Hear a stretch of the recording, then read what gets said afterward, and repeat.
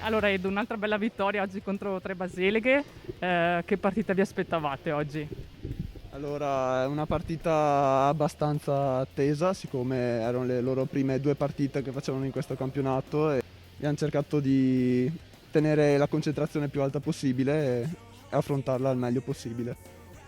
E in questa settimana su cosa avete lavorato di più rispetto a quello che è successo nella partita della settimana scorsa?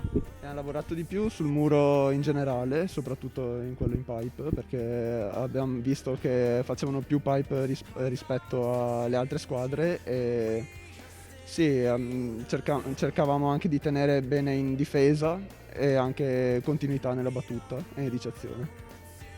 Per quanto ti riguarda, stai facendo delle buone prestazioni, stai prendendo molta continuità.